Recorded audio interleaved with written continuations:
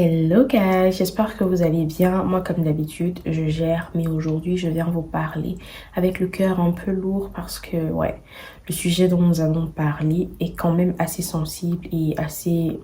Je sais pas si je devrais utiliser le terme vexant ou alors je sais pas, mais en tout cas, c'est le cœur lourd que je vous parle aujourd'hui et j'espère vraiment transmettre le bon message et dire ce qu'il faut, là où il faut et comme il faut, et que peu importe la façon, peu importe la manière, ça va quand même apporter un plus à quelqu'un là dehors.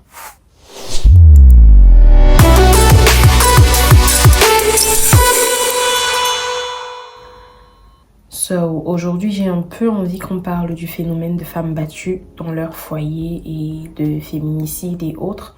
J'espère vraiment dire ce qu'il faut là où il faut. Nous avons grandi dans des familles où on nous faisait croire que c'est normal que certaines choses, la femme prenne sur elle parce que en principe, elle est censée être soumise, elle est censée accepter certaines choses, accepter les coups et puis faire avec. Parce que peu importe ce que son mari fait, c'est elle la femme. Donc elle doit franchement juste accepter et faire avec, supporter. Surtout si elle a des enfants parce que là, elle le fait aussi pour ses enfants.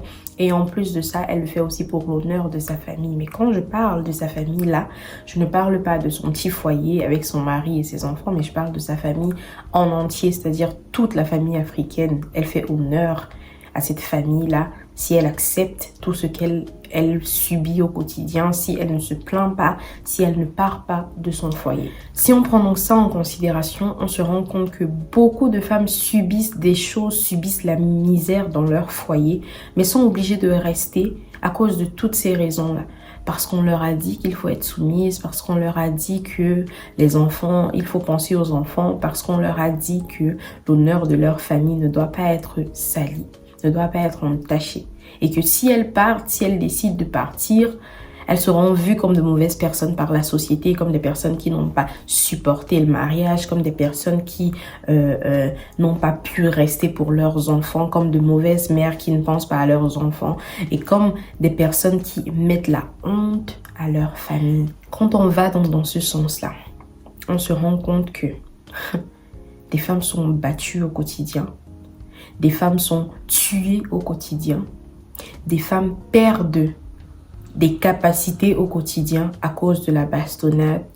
Des femmes subissent au quotidien une brutalité, même mentale, pas seulement physique, parce que elles sont obligées de rester. Elles subissent ces choses-là et personne ne les sauve, personne ne les enlève de là. Personne. Est-ce que c'est normal? Est-ce que c'est bien? Non, mais du tout. Dernièrement au Cameroun, chez moi, il y a une femme qui a été battue à mort, une autre femme qui a été battue à mort parce que dit comme ça, on croirait que c'est la première fois que ça arrive à des extrêmes pareils. Mais non, une énième femme a été battue à mort dernièrement au Cameroun. Et c'est vraiment triste parce qu'elle avait des enfants, parce que elle, contrairement à certains cas, a demandé de l'aide plusieurs fois, a tenté de fuir plusieurs fois. Mais on lui a dit, non, c'est ton mari, il faut rentrer chez toi. La voisine même a pu témoigner dans dans une des interviews. Elle a dit que un peu avant sa mort, quelques jours avant sa mort, elle a été super mal battue. Enfin, il n'y a même pas une façon d'être bien battue. Elle a été battue et elle a couru chez elle. Elle lui a dit, elle ne veut pas rentrer chez son mari, elle veut rester là et tout, elle veut passer la nuit là, sinon son mari va la tuer. Et la voisine lui a dit, mais non, il faut que tu rentres chez toi, c'est ton mari. En plus, faudrait pas qu'on lui donne une autre raison, un autre motif de s'énerver. Donc en gros, on cherche à le caresser dans le sens du poil pour qu'il n'en vienne pas à me faire du mal. Mais il faut quand même que j'y retourne parce que c'est mon mari. Il faut pas qu'il trouve un autre motif. Pourtant, en fait, moi, je m'attends à ce que vous me disiez même ne repars pas, n'y retourne pas. Ok, c'est bon, tu peux passer la nuit là en attendant qu'on trouve une solution. Mais non, la voisine l'a ramené chez son mari et elle a, entre guillemets, parlé à son mari. La voisine a essayé de parler au mari de la dame, d'après ce qu'elle dit. Mais le mari était toujours en colère et le mari a même dit devant elle plusieurs fois, je vais te tuer. Il a dit à sa femme plusieurs fois devant la voisine, je vais te tuer. Naturellement, comme d'habitude, on a pris la menace à la légère. Le jour où elle meurt, elle est battue en public, devant les gens, qui sans doute ont estimé que c'est un couple, il ne faudrait pas se mêler de leurs histoires. Pourtant, tout le quartier est au courant du fait qu'il tape tout le temps sur elle, tout le temps, il la malmène, la maltraite et tout. Même le fait que les enfants, qu'ils aient des enfants, ne l'arrêtent pas en fait. Mais jusque-là, on a laissé faire, ça s'est fait. Et c'est quand le pire est arrivé qu'il a fallu l'amener à l'hôpital.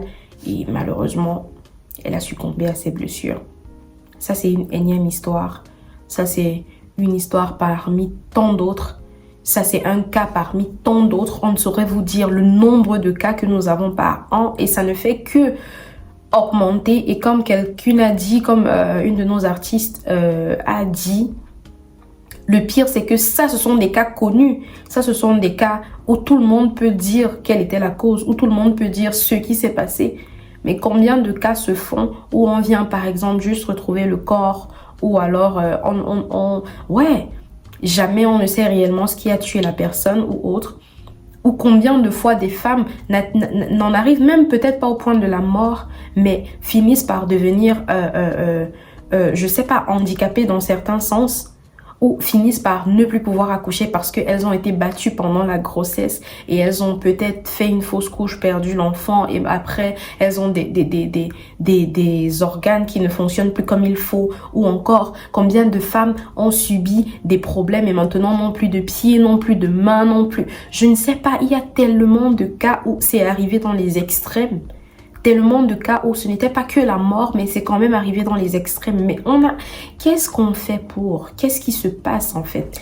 Allons dans le cas de la personne qui est consciente de ce qui se passe. Parce qu'il y a des personnes qui sont conscientes du fait qu'elles sont en danger, conscientes du fait qu'elles peuvent se retrouver dans des cas vraiment extrêmes, conscientes du fait qu'elles ne vivent pas une vie saine, elles sont dans un mariage ou bien une relation toxique, mais qui décident de rester. Pourquoi elles restent?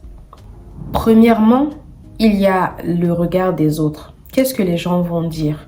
Qu'est-ce qu'on va dire de moi? On connaît tous la société africaine. On sait à quel point les gens aiment juger les autres par rapport à leurs expériences et autres. Les gens aiment bien poser des jugements. Les gens aiment bien donner leur avis. Les gens aiment bien critiquer.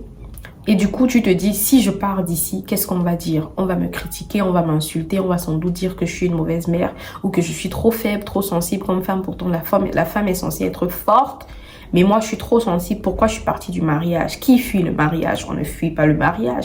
Nos mamans ont fait comment avant? Elles vivaient dans ce genre de mariage, mais pourtant restaient et tout. Peut-être que les gens vont dire que moi, je ne suis pas une bonne maman parce que j'ai des enfants et je décide quand même de partir de mon mariage.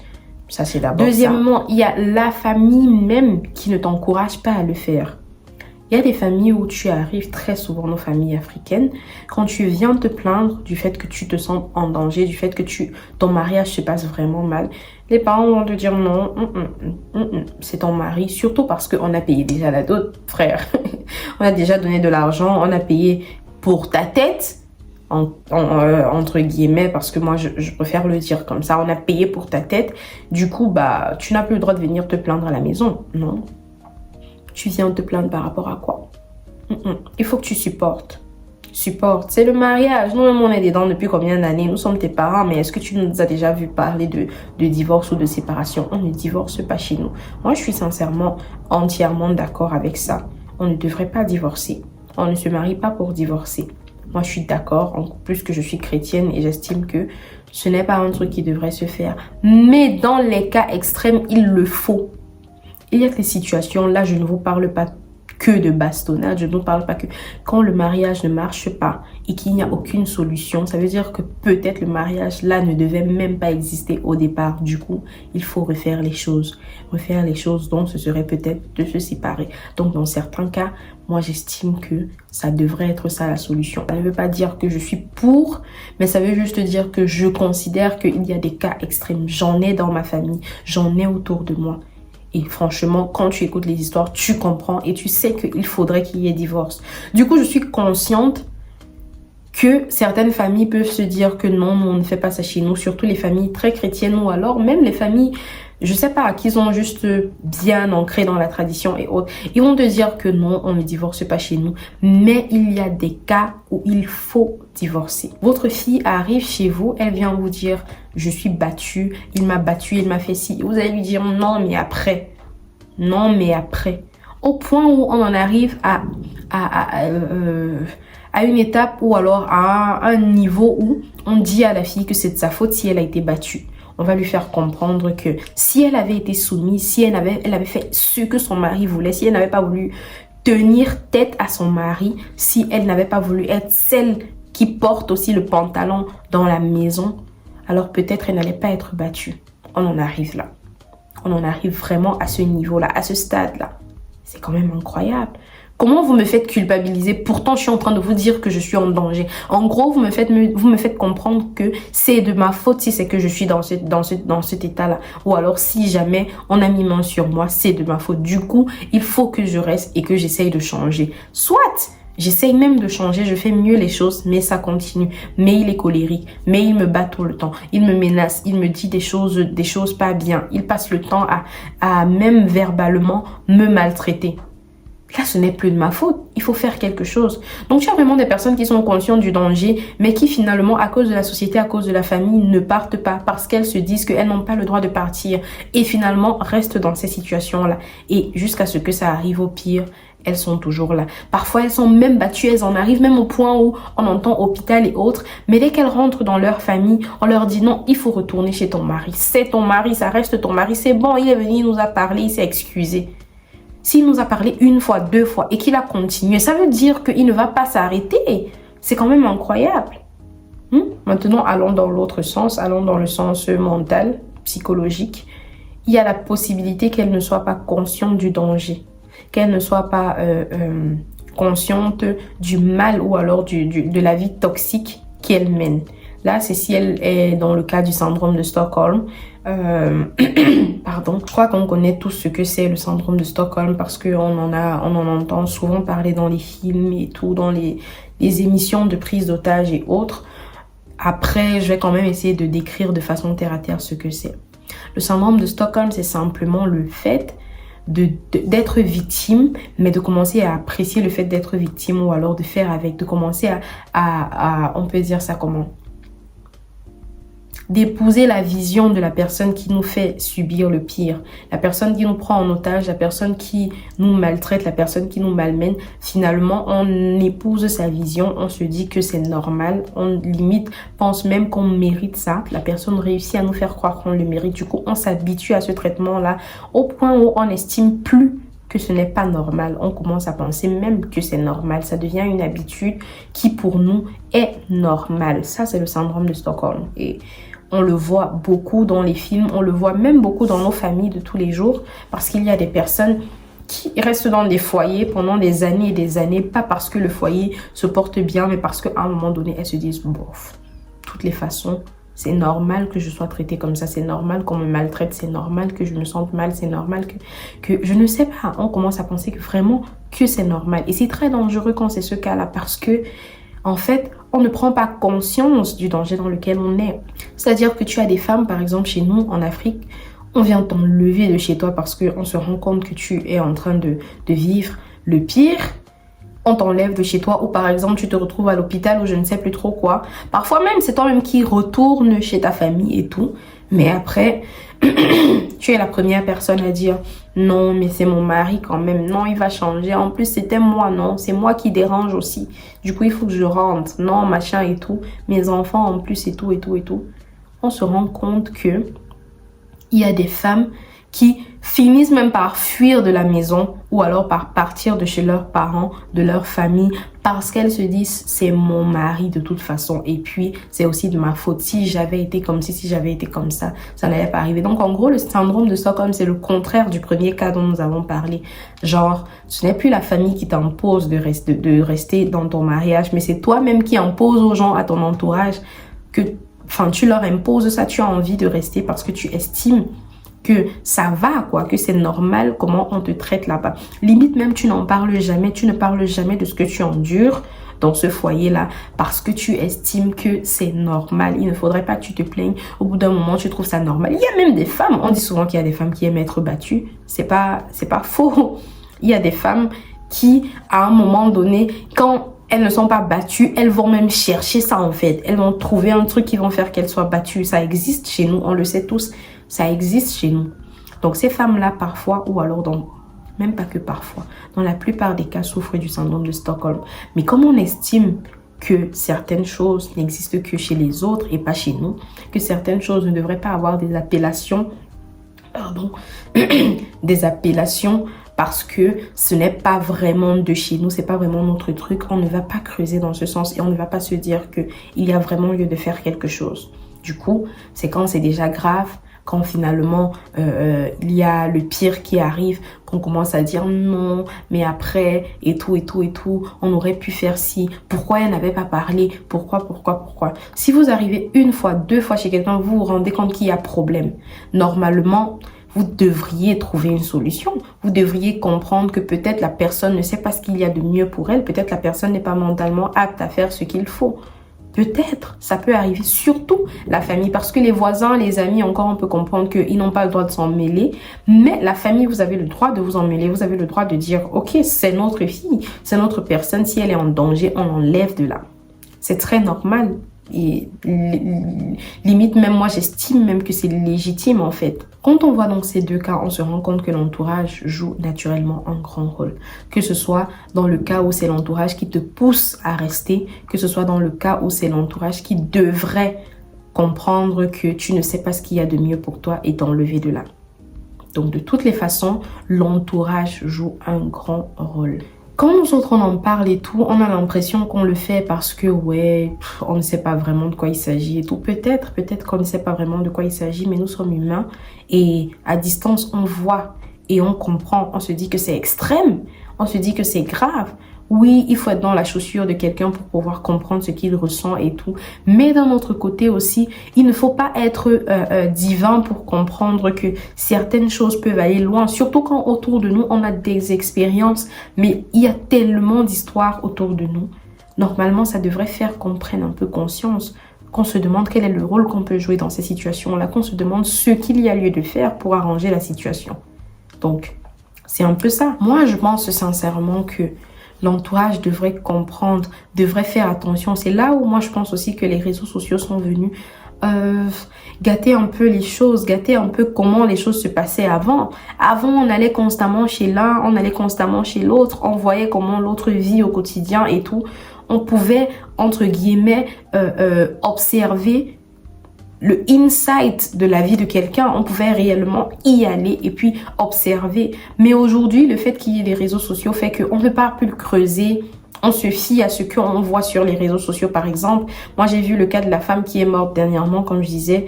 Elle avait des photos sur les réseaux sociaux où elle était au resto avec son mari, avec ses enfants et tout. Du coup, quand on se base juste sur ça, considérant que nous tous, on essaye juste de montrer ce qu'il y a de mieux sur les réseaux sociaux, on se rend compte que on a l'impression que tout va bien, pourtant tout ne va pas forcément bien.